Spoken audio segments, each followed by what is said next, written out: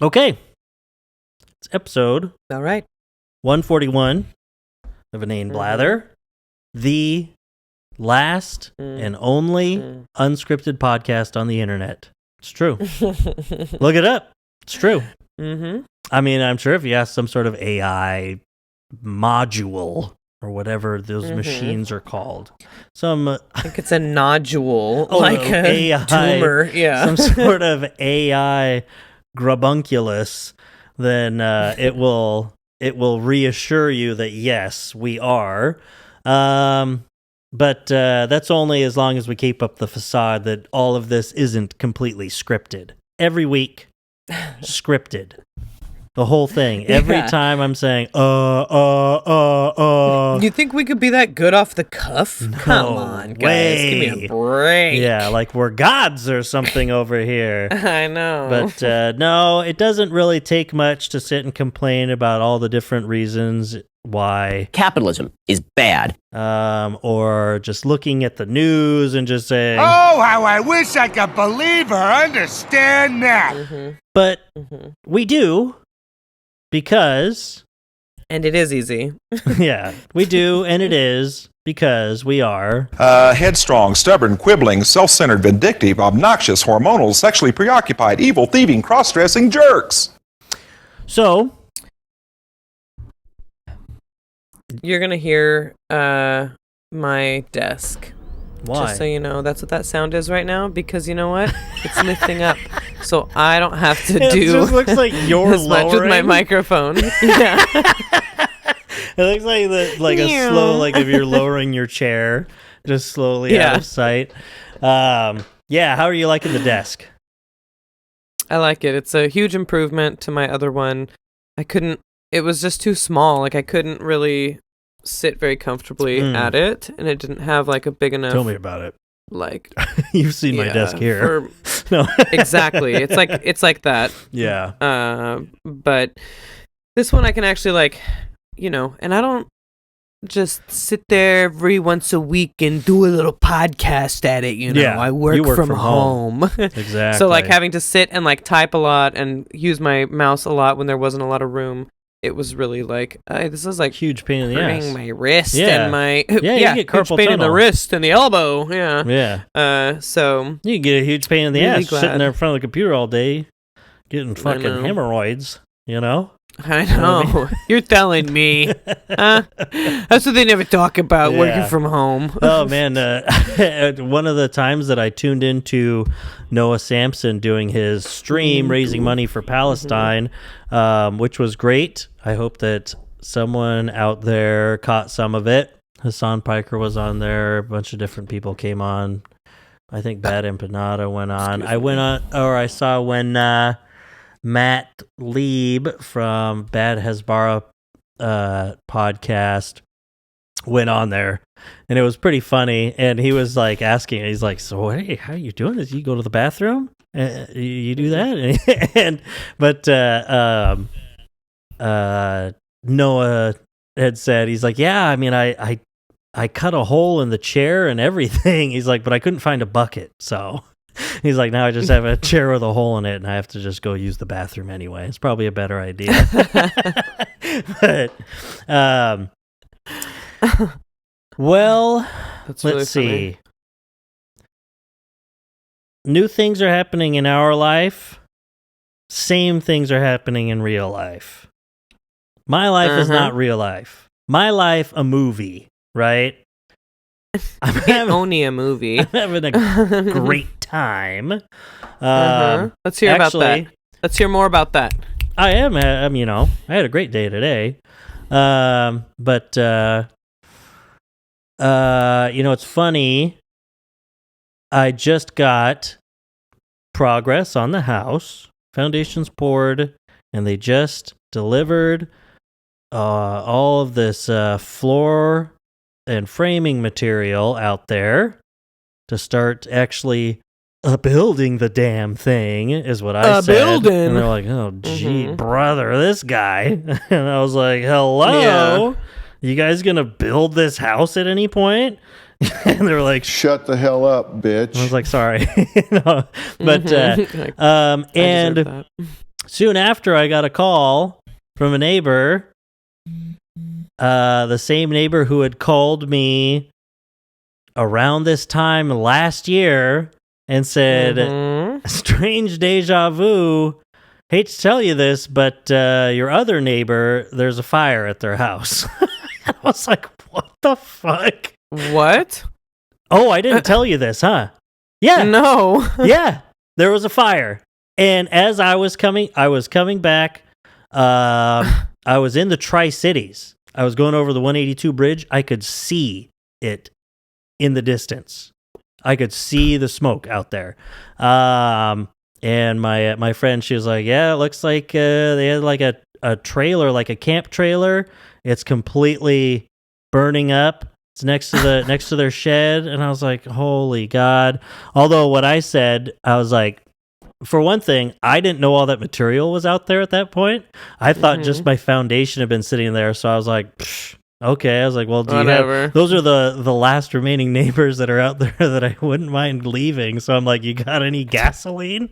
So I was like, run over there real quick. What can you do for me? But then I came later and to check on the property, and there was like $30,000 in building materials sitting in my driveway. I was like, oh my God. But no, there was like no wind that day. They got there, they put it out. By the time I got into town, and we went to go look at it, I was with Sophia. We were pulling up the street, and you could already see the smoke had turned white. But it's just like, I mean, my friend was saying, or Sophia's mom, she was like, something has to be done at this point. Isn't there like a fine somewhere? Something's happening. There's all this stuff out there. Fires are starting. It's been 11 months since the last one. And now, like, and it burned down 2 houses. Yes. And now the one house, there's still nothing next door to me. So then the neighboring house to that, now there's a fire there. And it's like, how can you guys you're going to make me uninsurable. I'm building a house right now. I'm not going to be able to get insurance on this place. I do feel like that is a thing, though, like fire hazards. Yeah. I don't know what the rules, because you guys are like the city and like all that. They have like jurisdiction to be like, no. Well, because they live in the county. I live in the city. My neighbor lives in the county. They are a lineman for the county. Yeah. Hey, the line is somewhere. But and so there are different rules, but they were told to get rid of all of those. They have there's just tons of junk cars there and stuff. Like, they saved a bunch because they really focused on those and let my house burn to the ground. But they saved these cars, because it would have been a massive raging inferno if it had got over there last year, because there are like 9 cars sitting out there. They would, there's like just fumes in the gas tanks that have just been sitting there. Yeah, I remember last year where I was like, I mean, whatever, I was feeling all sorts of different ways, but fireman time, I was like, man, in that place next door, well, at least, they have that El Camino out there and a Nova. We made sure, at least those got saved, huh? We made sure to save those. I'm like, why the fuck are you telling me this? I don't care. I was like, cool. You're like, did you get any of my family keepsakes? Yeah. Did you get any of those things? Thanks for refusing to open the door dogs? to let my dogs out. Thanks a lot. Yeah. No, but good thing you got that El Camino. I was just like, you fucking just hearing. I was like, it's literally like 3 weeks to the day or something like that until it's a year since my house burned down. And I was like, there's a fire at the neighbor's house. What the heck? Anyway, but no, but other things have been going well. I am just, I don't know. I've had a totally different week.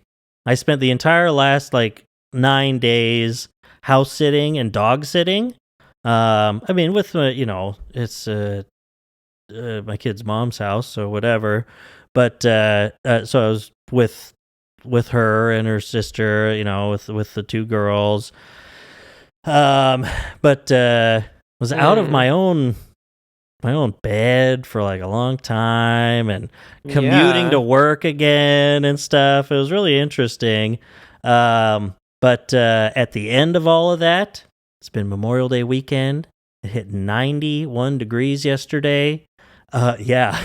Damn. Yeah. Kiddo was playing in friend's pool.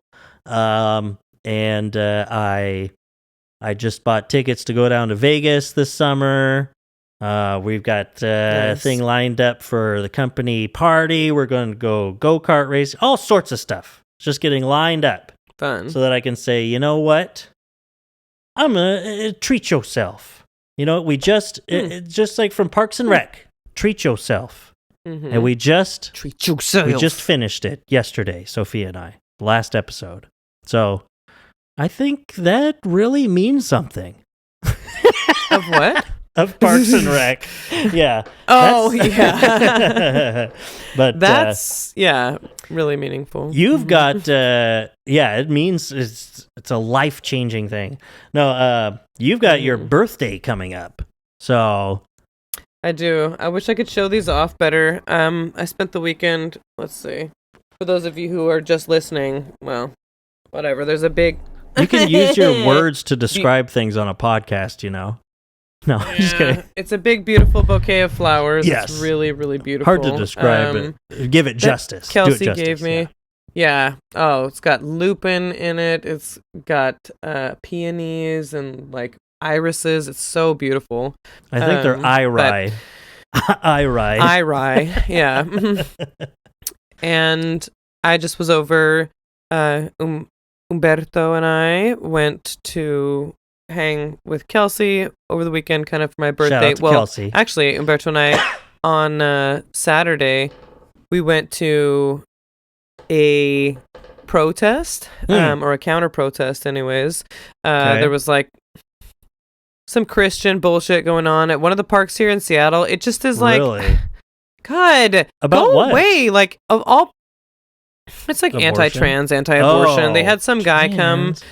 He's like comes from Spokane, and like they were saying it. So we were over at the counter protest that was like right over next to it. You can look up. Things got heated. People got arrested and stuff. Really? But it was like, it just was like, what are you guys like, Christians? You don't have to be here. Like, this park is in Capitol Hill in Seattle. It's called Cal Anderson Park. It's very, very, like, obviously and sort of famously, Capitol Hill, that area, it's like gay. Like, it is like really like, it sucks. There's yeah, it's like gay as this fuck. Place is No, gay. it's like fake and gay. Yeah, it's Capitol Hill, There's like, Seattle. it's just where the fucking like autonomous zone the was. gay bar is, and that's exactly right. That is where it was, and it just is like that park in particular. It's been used for like a lot of, like Seattle does all this like queer activism and kind of crap like that, and just like the history of it. That's like what it's known for. And then it's like, so what are you guys doing here, Christians? You're like here. You're just like, what would you say? Like, go to a you church. Yeah. Yeah. And I get that they're supposed to be, because that's what they were saying. Like, people got bussed into this protest because it's like, yeah, all you people here in the audience, you don't live in fucking Capitol Hill. I'll tell you that much. Like, or whatever. Yeah. Maybe they live in the area, or you but live in constant it really is fear like, you don't of really turning have people gay if you do. Yeah, you don't really see that kind of turnout for those kinds of causes too much in Seattle. If it was like more, I would see something like right wing, like maybe that way, anti-vax, turning people out more than like or but or it was just straight it was fascism stuff. Yeah, but not like this Christian, and they had like Christian music playing. They had a big speaker, God. and then the counter protest had like live music and like punky type of stuff. These one guys, Umberto and I were, no, it was funny. Like, the people were young, like leading the protest, a lot of trans people, and these one kids were like, "We're gonna play this song by Nirvana, but we've never practiced it together before, so here goes." Oh, and, really? Like, that's funny. They were just like rocking out, and it there's like speeches and like a little communist leader up there giving a speech, and there were people surrounding the Christian area, so they were like this was happening in the same park. It was super loud. People surrounding the Christian areas with signs and like get out of here, Christians. It was like this whole thing. I got topless and walked around and like walked down in the Christian area. Good. And that made me feel good. Yeah, and I saw a girl crying and I was like, good. People hate you. No.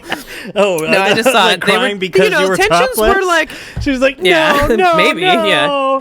The No, world. tensions were definitely high, and I could feel it too. Like I was in kind of a bad mood. I just kind of woke up just like in a bad, Ready to I don't know, fight. period. Kind of just like irritable. Umberto and I went to the gym and I was just like sluggish and like not really. And so then we walked up there and it was like once we were at the park and like all this energy, like you could hear like it's like the Christian music, and then you go closer and it's like all this like rock music being played and just like people shouting. And I was like, wow, this is just what I needed, actually. Yeah, It was like exactly. really, really intense. And I was like, I can totally see how things get out of hand because the energy is like, it's like palpable around you. Like, and you want to be antagonistic too. I wanted to go, and I did there with my top. I was like, your music fucking sucks. Like, just turn it down. Your music's Whatever, bad but and you should feel bad. they had cops lining the whole thing, like guards and stuff. And then there's some videos you'll see the Seattle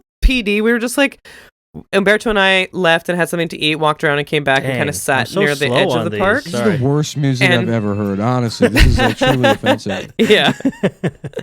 The Seattle PD, like them there on their bikes, it was like, how could you take these dorks seriously? They're wearing shorts and riding a bicycle. On But bicycles. they did. But then you see them in these videos and I'm like, man, you just look like when you're wrestling someone to the ground, you look like you have lost your shit, bro. You look like the bad guy. Like these guys, they're all white guys that I saw in these videos. The ones that I saw too at the park were all white. And like, just like, what are you doing? Like, what the fuck are you doing? Honestly, like you could when just like arresting like people, say, get out of here, kids. Yeah. Yes, I think they said like 4 people got arrested. But there was like some, I don't know. The videos of it looks like it's like, damn, yeah, I really don't want to. I mean, it is what it is, and I wouldn't feel bad about getting arrested. It would fucking suck, obviously, but it would just be like, oh, they'd just be so frustrating. Yeah. Like the cops, like, some of these videos, people are like, what are these people being arrested for? And they're just like, get out of here, shut up, blah, blah, blah. Just being, they're all like hyped too, I'm sure, that they're not like, oh yeah, if you're talking I know about they're that not tension, feeling calm. They don't seem calm. No. Yeah. they all feel it too. That's the problem. And they like and it. the thing is, anyone who's got arrested can tell you, even if you I mean, it's like been arrested, like put on the ground or something like that. Even if you completely give up, even if you're trying to like, okay, all right, whatever, put the cuffs on me. They still do that. They still just wrench you around. Power tripping. They do. And it's like, I mean, I was going to say, every time, because it's been multiple times for me, I've been in handcuffs, and it's like, calm the fuck down. You have me in like handcuffs right not now. helping. Like, what is the point Totally. of this? Like, it's just so ridiculous.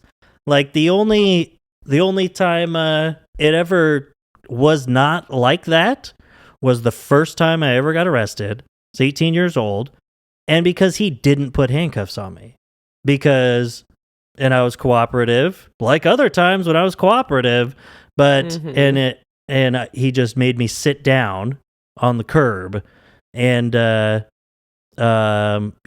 my hands visible, kind of thing. And it was like, and then the next time being cooperative and then just getting wrenched around, and it's like, and handcuffs hurt anyway. They stink. It's like it really hurts. It's like, they get dude, really you tight. got me. And it's like, man, You got me. And they're like, I'm stop here. resisting. It's like the form of my body is resisting right now. You're putting me in a position that I can't do on my own. You fat loser. God. But if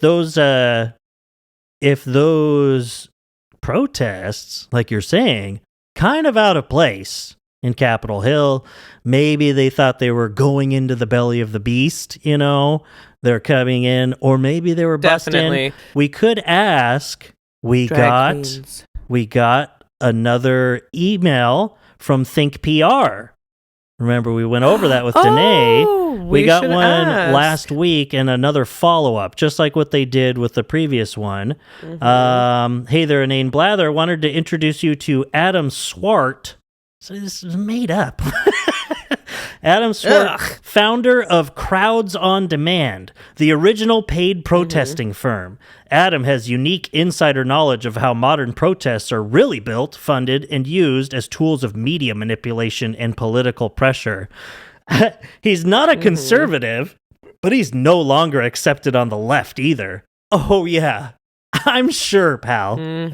A lifelong liberal, Adam now considers himself, quote, not liberal enough, and calls the left the, quote, party of tantrums. He is a strong advocate. He definitely sounds like a lifelong liberal. Yeah, he's a strong advocate for free speech and due process, and he's now exposing how elite donors and foreign actors are using protest optics to target the right and manipulate the national narrative. He's recently gone viral, 4+ million views. Ooh, and they accidentally included the L on viral in their hyperlink. It's just weirding me out.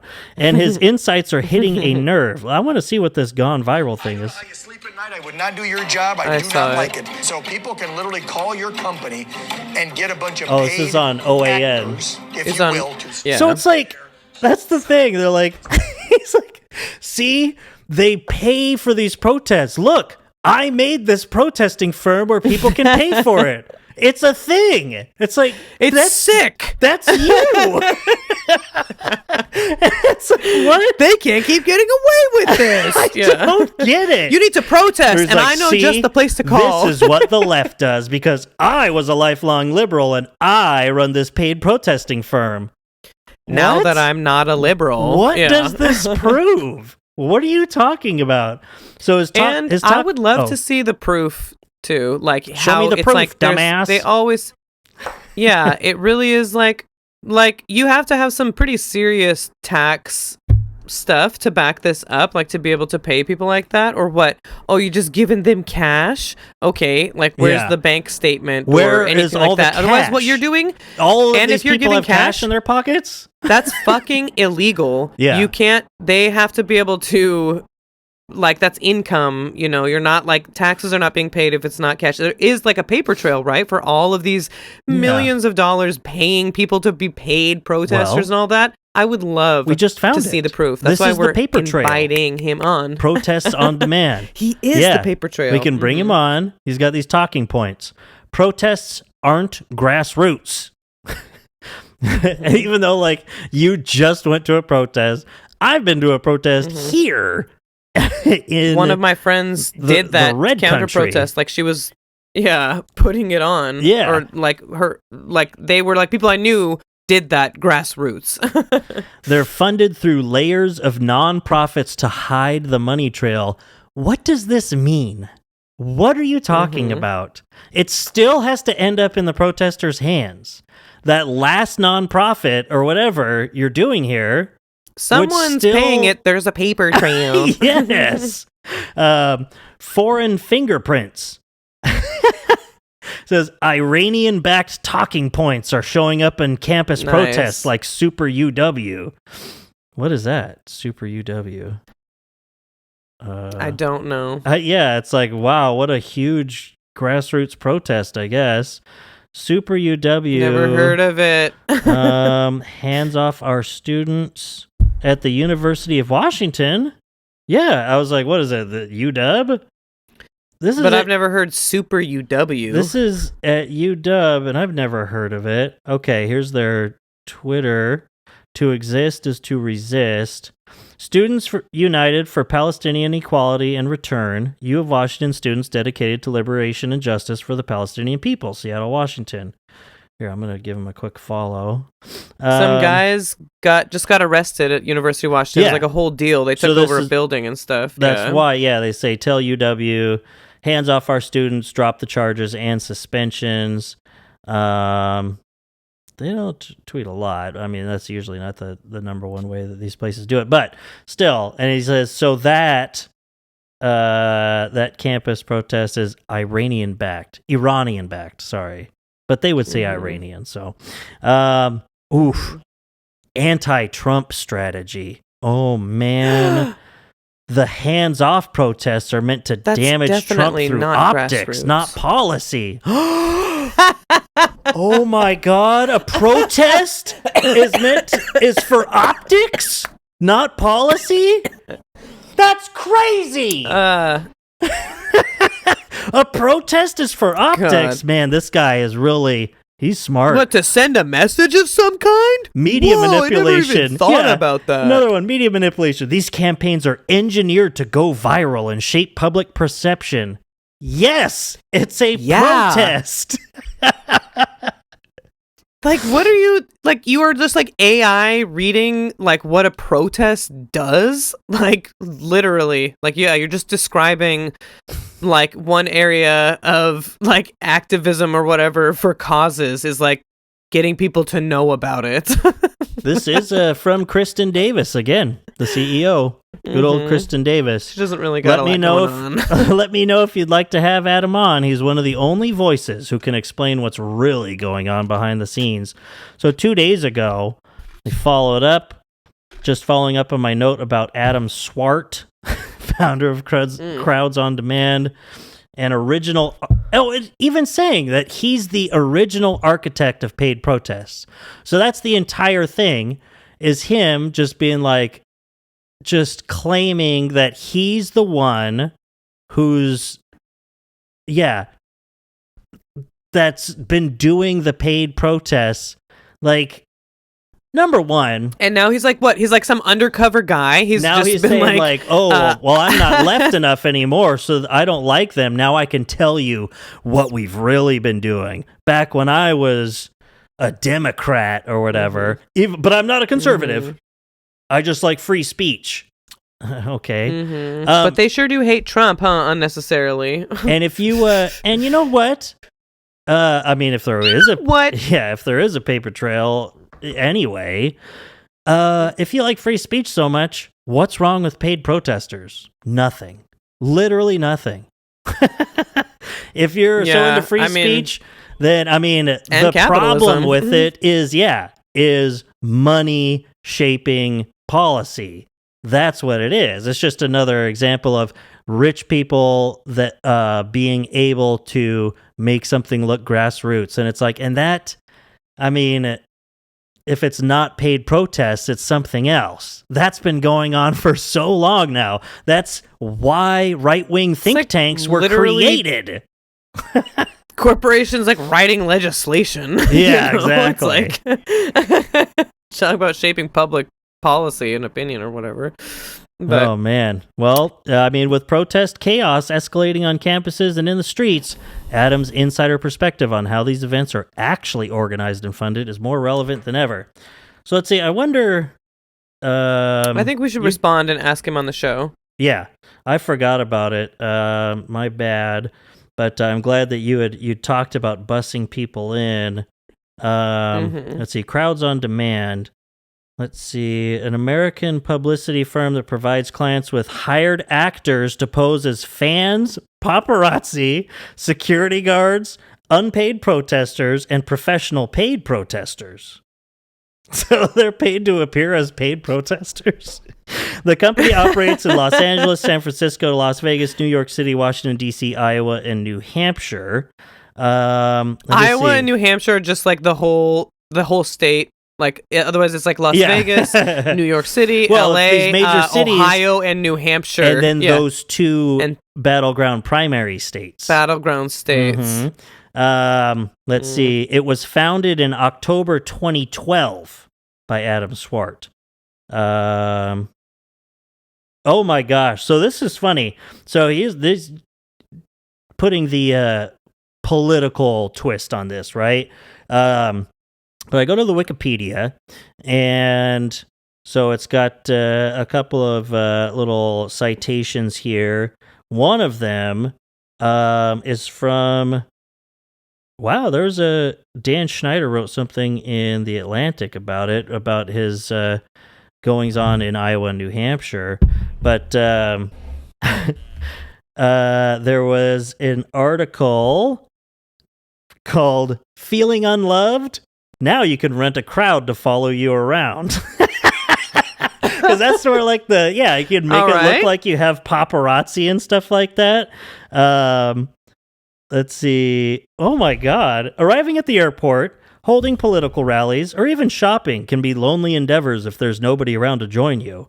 A solo walk from the plane to the cab, for instance, can feel like a march of solitude on days when all you want to see is a smiling face. But one LA-based entrepreneur is looking to change that. Adam Swart launched Crowds on Demand in October. So this is right after. Yeah, this is November 1st, 2012. A company that lets you rent a crowd of people to greet you, to attend your event, or just to stand around and make you look famous at any given moment. So it's just like a crowd version. He's like, I got seat fillers, just a little higher end seat fillers. I think that's really funny, though, to call it like a lonely march of solitude or whatever he's saying. Like, you're so lonely, so you should have. That's just really funny. Because you have like originally, so you pay people. Yeah, yeah. There's originally it's not just like just a bunch of people like to fill up a space. It's a group of trained actors. So to make it seem like they're your friends or your fans or whatever, they're actors because this is L.A. This is where he started, is in L.A. There's a bunch of people that are looking around like, yeah, $50? Yeah, I'll act like a guy's friend for a day. I'll work for this firm. I'll be like, I'll be with this group of people, and we'll be waiting be a paid professional. when he lands in the airport. Be like, oh my gosh, it's him. Oh no, she's here. It's like, sure, I'll do that for $50. I need some ramen. Yeah. Yeah, like that sounds so easy.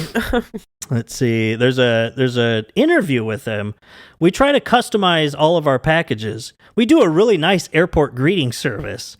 Our most popular request has been the Celebrity Airport Experience, where we will meet you at the airport with a small crowd and paparazzi follow you while cheering through baggage claim and then escort you back to your destination in a luxury sedan. All right, I'm starting to like this service more and more.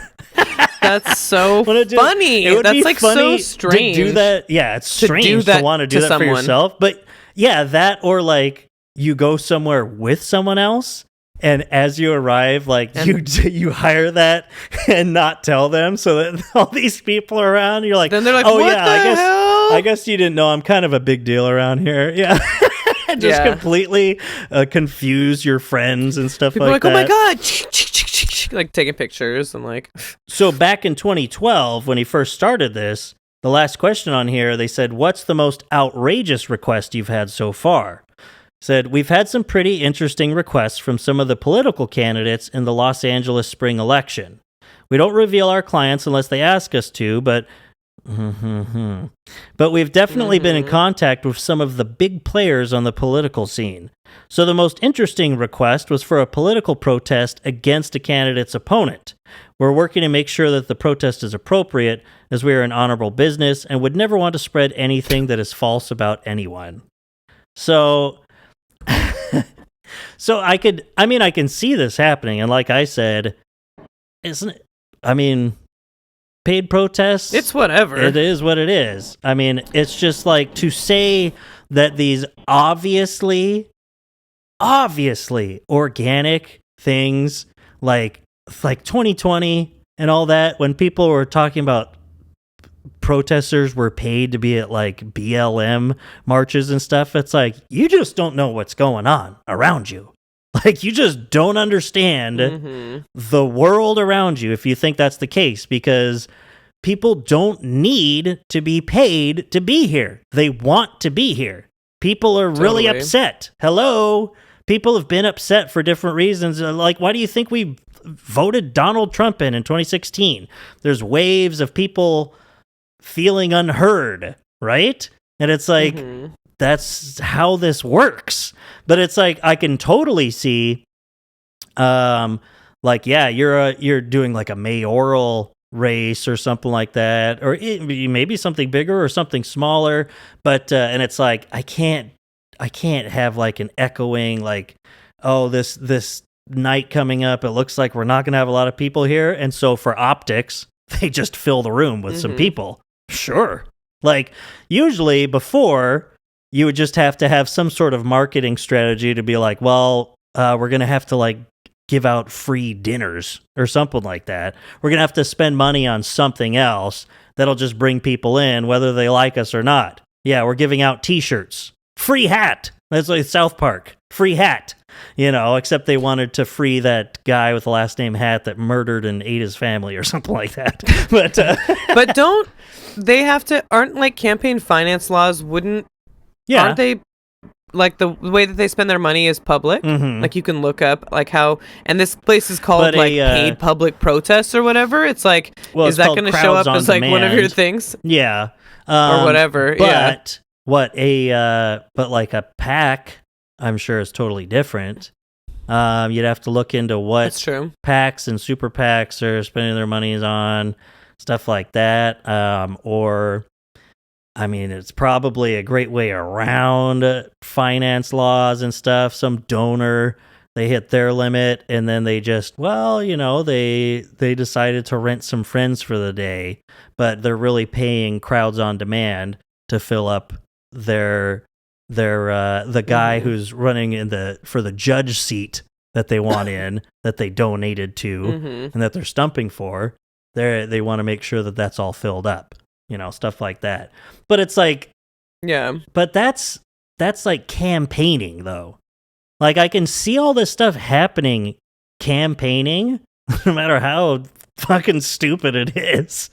Like, I can see it. I don't think it would be that common, but protests? Seems like it would be expensive. It seems like it would be way too expensive for the outcome what's your what's your ROI here? Like, how is this going to work? And especially if you started this company 13 years ago. Like, especially small races. They don't have, like, even if it's, like, I mean, maybe that's a big city. That's a big mayor's race. Like, there's, you know, maybe some money in that, of course. But it's like, I don't know. You guys must be, like, dirt cheap or, like, just... Request a quote. I just feel like it wouldn't be... like worthwhile to do that. But what I was thinking was it would be worth, like, I could totally see influencers doing that, like paying people to like hype them up and stuff to like get some clout, you know, and like record it and be like, oh my gosh, you know. I think like that's the thing that would PR. That makes sense to that makes sense to me. The political stuff, but still totally. And it is funny for them to be like, we want to be on the right side. It's like, well, then you should just like not do political stuff. You shouldn't. Should just be like a rule of that. It'd be like, nah, we just do this for like celebrities or like you know, influencers or businessmen or whatever. Yeah, or something like that. You can't be campaigning or doing something like that. You know, because we're an honorable business and we would never want to blah, blah, blah. It's like, but your whole business model is about being dishonest. It's about trying to look like and on this website, it's organic. they make sure to make it seem like any of the political like stuff is for it.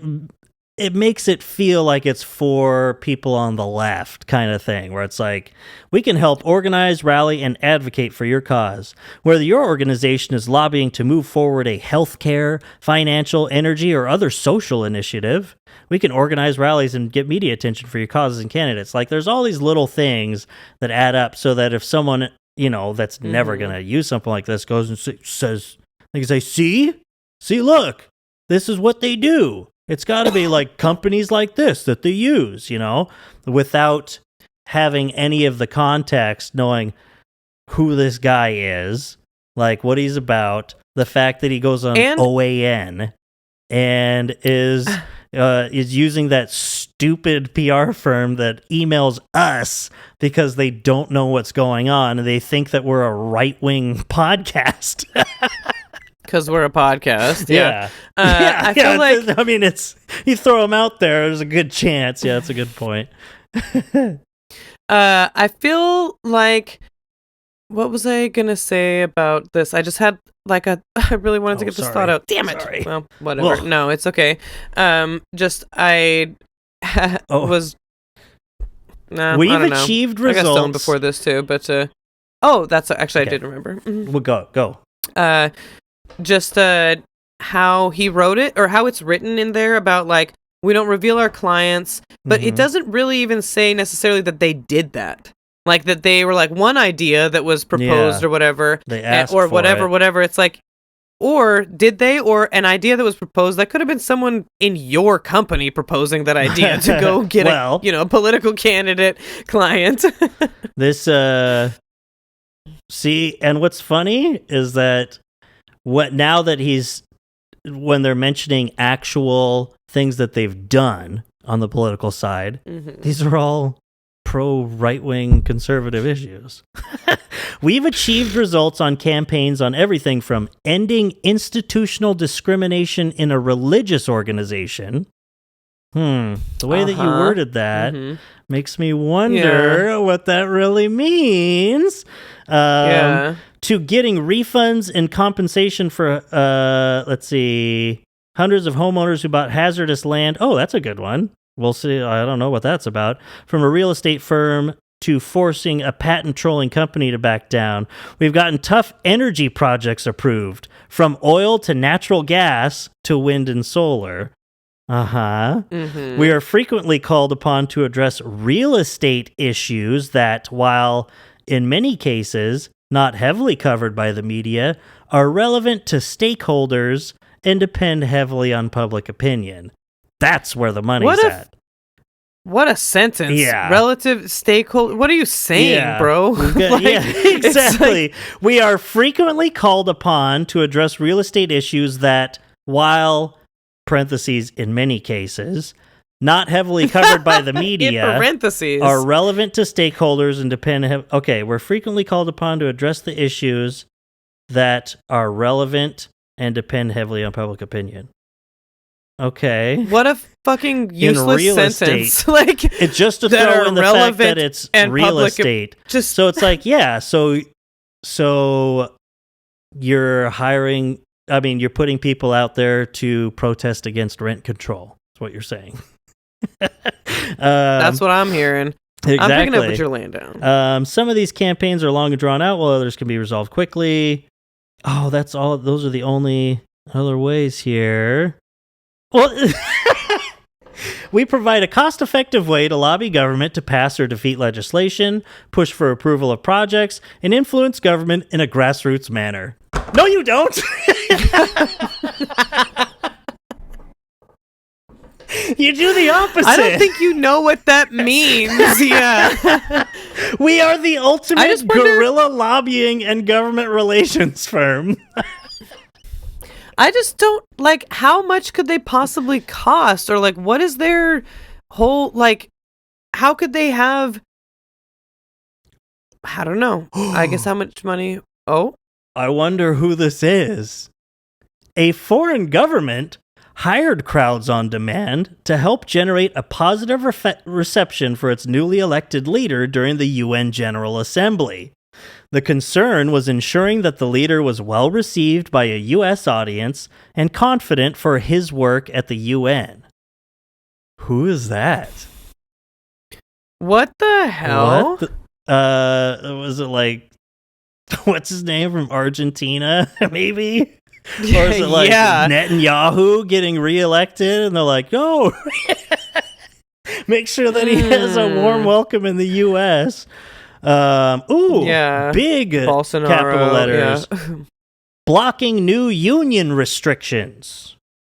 Oh, hell yeah. We successfully lobbied the legislature and the Labor Commission to push back proposed labor regulations. Crowds on Demand was hired by multiple large non-union firms to push back against new regulations in a deeply labor-friendly state. They say like it's a bad thing. See, a bad thing. Just labor-friendly? All of these things that you're listing, it's like... None of these are like the like what you're implying about like you're too campus liberal. protests. Oh, you were that's what. Yeah, you're not liberal enough. Yeah, look at how I'm a lifelong liberal. Look at me. God. I hate unions. I like this is this is a weird one because it's like blocking union restrictions, justice for victims of deceptive home sales, crippling a child molester owned business. What the hell? Crowds on Demand was hired by the competitor of a large manufacturing business owned by a convicted child molester to cripple his operations. Cancel culture. Am I right, folks? Wow. We deployed protesters with signs to the headquarters of all clients and complemented that with a strong phone banking operation. We even found the phone number of one of the client's rabbis and used the rabbi to reach the client to tell him to stop doing business with the child molester. Within 3 weeks, all his largest clients had left him, and he sold the business to our client for 5% of its previous value. Holy shit! And you just put that on your website, huh? You're the good guy here? That you think that what you do is like...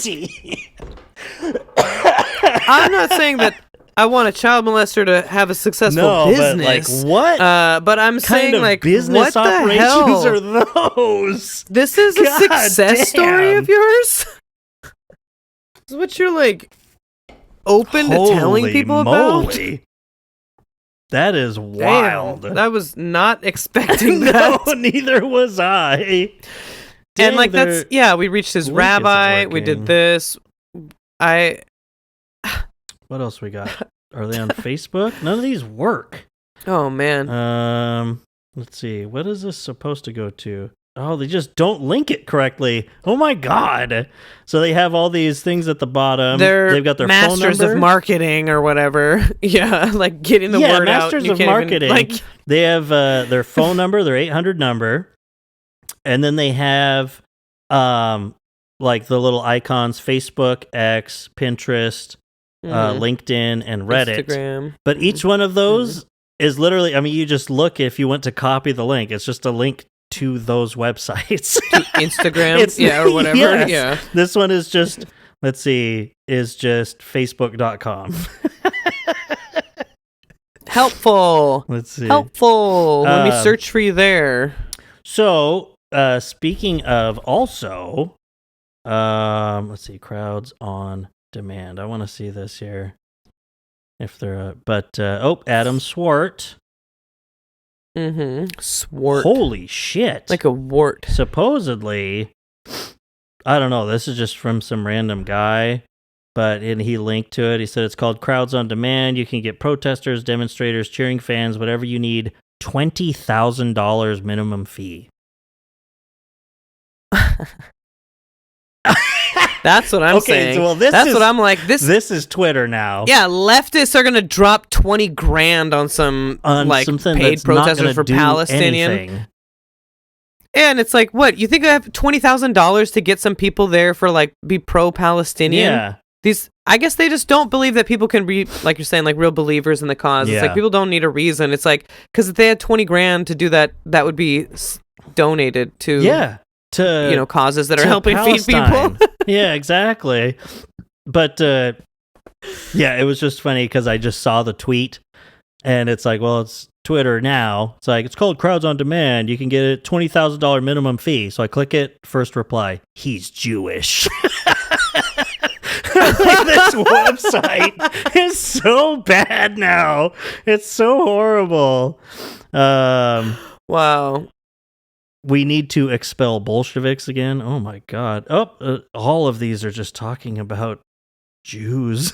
Holy shit. What is it? Because they think that George Soros is paying for it or something? No, I mean, that's just like that's like just run-of-the-mill, typical like Nazi anti-Semitism, just that the Jews are who shape the public perception and get, that's why all these causes, they're behind everyone being gay and social justice and blah, blah, blah, to tear apart the social fabric and bring the country to its knees so that they'd be in charge. For what? Yeah. So that they're in control. But it's like, but wouldn't they already be? Yeah, aren't they already like in their definition of it? Yeah, exactly. So why would they do it That's more fascism. to do that? They're both weak and strong. They're everything at the same time. Everything is dissonant, short no matter and tall. what. Yeah, hot and they're cold. Yes, they're no. In then they're out. Up then they're down. In and they're out. Mm-hmm.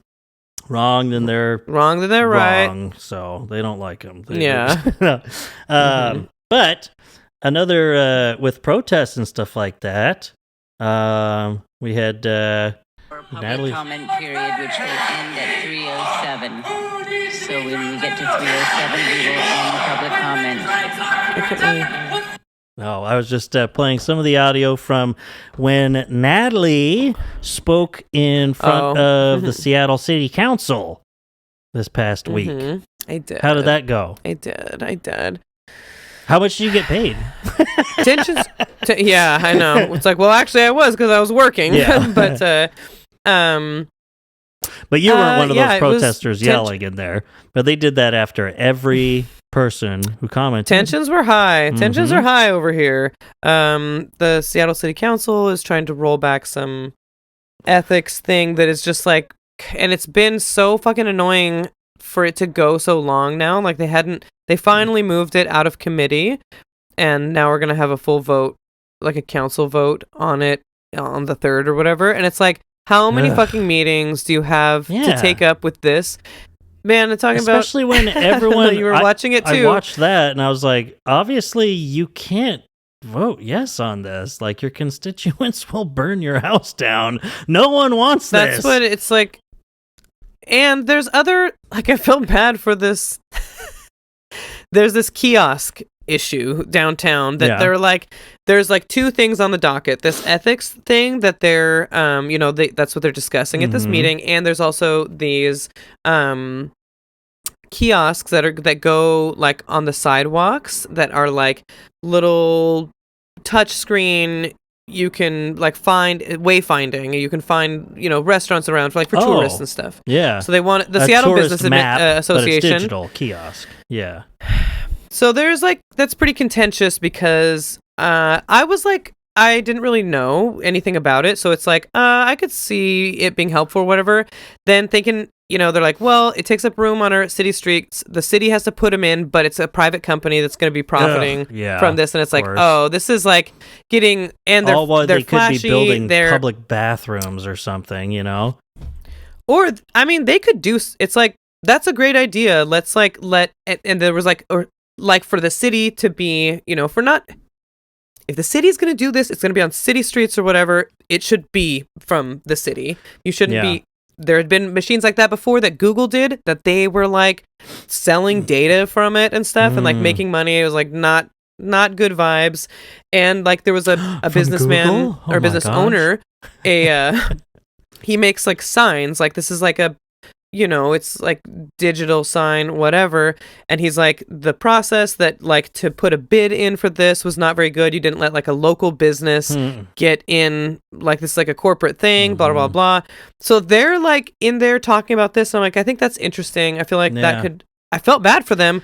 And they have a good point. And I get these other, but they have a good point. And then Worker Strike Back is there. And I was saying, I totally understand and I agree with them and they're angry and they're shouting and that is cool. But then it's also like, well, it is disruptive and I get that it's supposed to be disruptive, but there are other people here who deserve the opportunity to speak to their city council as well. Yeah. About other issues that's what it's here for. And not necessarily, I'm like, I don't know if it's, I I'm not saying they shouldn't do it. I'm saying I don't know about, strategically. It's like, I think protesting outside of City Hall and then just coming in for like some very like kind of basic testimony after testimony after testimony would maybe be a little bit more effective. Like maybe be taken a little bit more. It was what struck serious, me. Or whatever.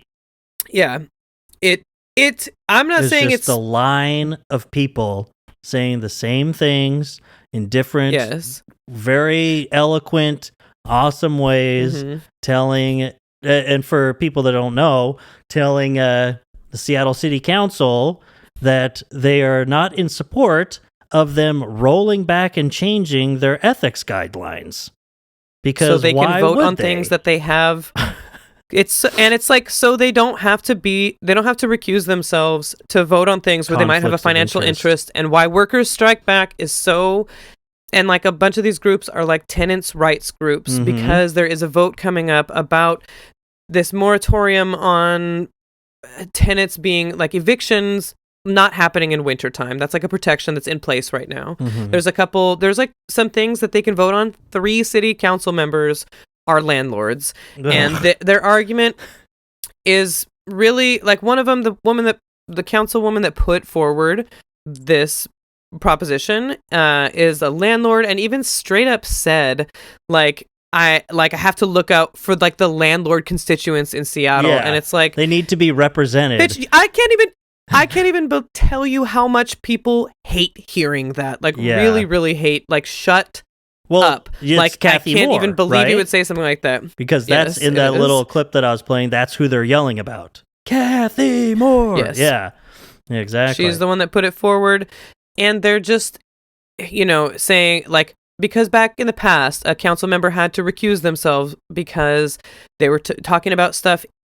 It was their district that was being affected by like this waterfront project. They had to recuse themselves because they owned some property, or like, there was like a conflict of interest there. So they didn't get a vote. So that district is like, well, then we're not having a voice. And it's like, there are 2 at-large positions that cover the entire city of Seattle. There are 7 districts, and then 2 positions that are not to a single district. They're just voted on by every Seattle boring voter. No, I'm just kidding. Alexis Mercedes Rink, she's like the most popular. Yep. She got like as many votes as the mayor. She's like she's awesome. She does not like this ethics rollback. She's sick. But she's awesome. Then they're saying politics. Sorry, I just wanted to start using the board a little more. Okay, she is.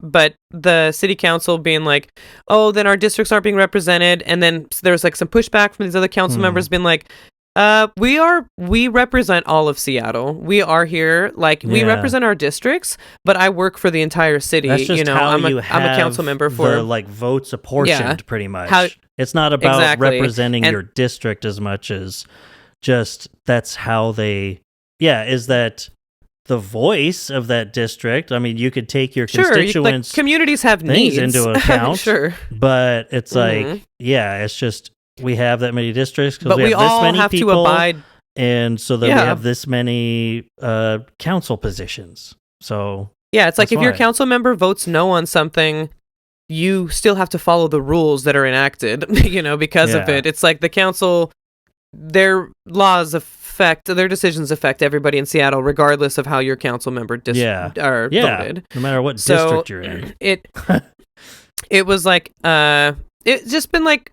contentious. It's really like, are you guys serious? Like every other city on the West Coast has this kind of ethics law in place. We've had it since the 80s here in Washington. It just is, it's just such an unnecessary waste of time when, again, and it's an you have people obvious, talking about like, who would be, what constituents would be. Did you campaign on this? Yeah. Did you campaign on saying you want to roll this back? And it was like, it came from like the Seattle Elections and Ethics Committee is like another independent thing. He was saying like the SEEK. But what I've heard, the inside scoop of this is that they were just the Ethics Commission telling people they had to recuse themselves.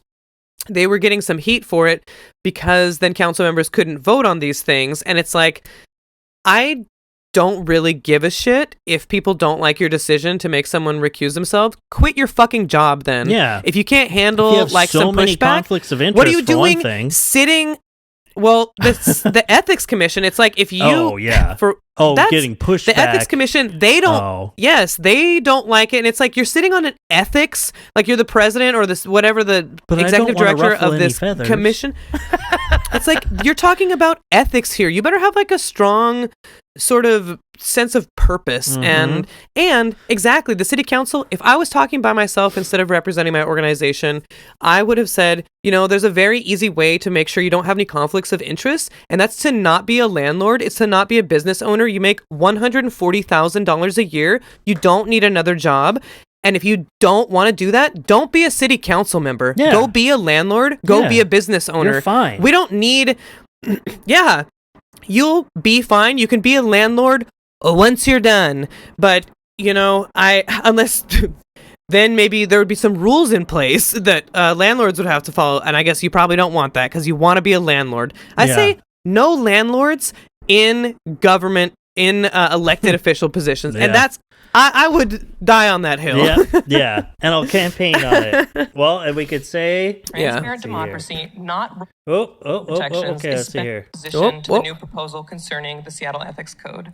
Democracy is about having our voices heard, and so far, I have yet to hear a single voice in favor of this proposal.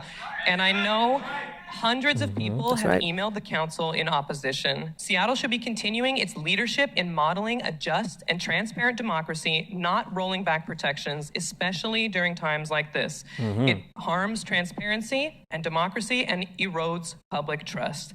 These ethical standards are already working and have been working for decades, so please put democracy into practice, hear the voices of your constituents, and maintain the safeguards that are already in place and have already been working for Seattle voters. Please withdraw this unnecessary proposal.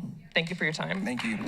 Yeah, you got some claps and everything. Yeah. That's when they started. I feel like minutes left of our public comment it was period, which so 3:07. loud in there. It was so loud. Like, I feel like that's what, I can understand. People are up there yelling. People are up there, shame on you, shame, shame, shame. And I'm like, I 100% agree or whatever. But also, or whatever. They kind of don't give a shit what you think because they know that they don't have your vote. They just do not care at all. You're not a constituent that they're worried about, I would say. But I feel like it's about optics. That's why, like, it is, and that's what I think. Staging a protest outside and having like some more the public at large seeing it, and having like crafting your testimony. What I liked about mine, and I think that you can like ride this line where it's like holding them accountable to like where I'm saying like this is about democracy, like, this is about things. We have leadership here in Seattle, like checkmate that liberal. Sort of like shame or accountability, to like be like, okay, so like.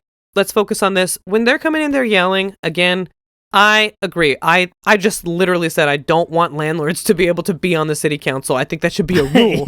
But they're not listening. One of them, but that's further down Hollingsworth, Joy Hollingsworth is a council member, and when they were maybe they were chanting, "Let us speak, let us speak." Me and Carrie my boss were joking that she was kind of like bopping along to it. Like it had like a rhythm to it. All right, So like, nice. You gotta have a good cadence. So it was funny. So that was last week. So just before we finish, your birthday's coming up. Hopefully I ordered you a couple of things, so hopefully one of them will show up like on your birthday, but it might be a little late. Sorry. And there were no gift wrap options. Sorry. But also, I wrote on top of here, shout out to Clueless Ron. Happy late birthday. His birthday was last week. Clueless Ron? Fellow I didn't have any idea. Brownhead. I guess you could say I was clueless. Natalie. And scene. But, Yeah, sorry. That was, and I don't say this lightly, worse than 100 September 11th. One thing to think of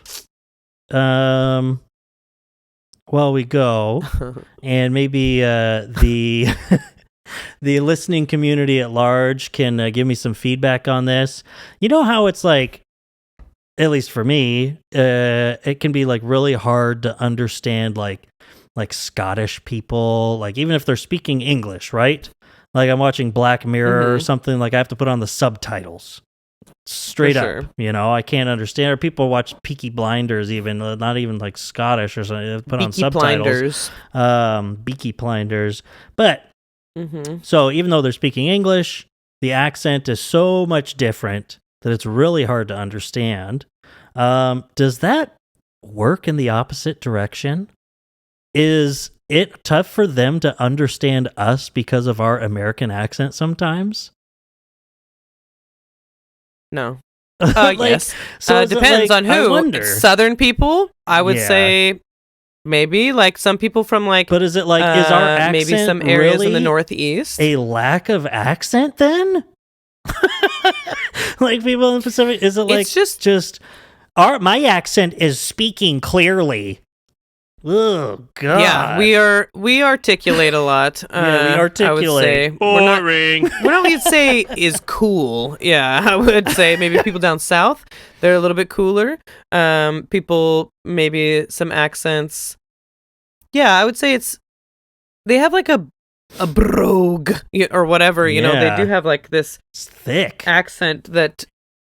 Because they came from speaking another language for a long time though, so that it like developed into English in that way. It's like it's Scottish, you know. It's not like Welsh or like, people or like British, British, like English, and then we speak like American English. We're really good at speaking American English. I would say it just is like it's really it's really clear. And like it just is. Dude, I wonder if they ever have a hard time understanding each other then. So if it's easy for them to understand us because our accent includes like further clarity in enunciation is just part of it, then is it also, do some Scottish people have to be like, oh, I gotta put the fucking subtitles on, I can't understand what they're saying on Black Mirror? It's like, this is how you talk.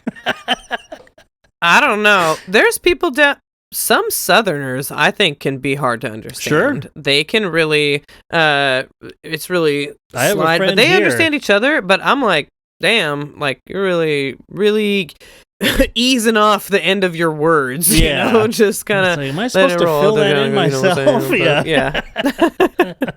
But we have an accent that really just tells the whole rest of the world everyone is stupid except me, and that's the Pacific Northwest for you.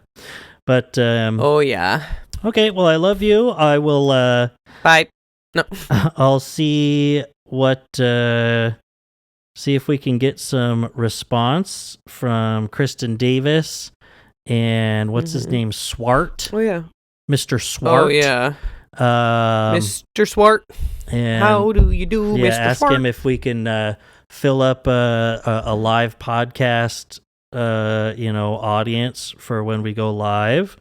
But shout out to R.M. Brown, our Lord and Savior. And wow, you guys are a bunch of cowards. Shout out to R.M. Brown and all of you psychotic, deranged, cultist liars. And shout out to Amanda. Shout out to Kelsey. Shout out to Discontent Provider. Everyone, don't give me shit. All right, okay, I can't do everyone every You're time. Included. All right. Yeah, we have too many listeners. Except for you, and you know who you are. Stop listening. We're not talking to you. No, not you. You. Yeah. No. We love you. Yeah. For the other one who knows, I know you know. Stop. Okay. Yeah. Well, I love you. Bye. Bye. Bye.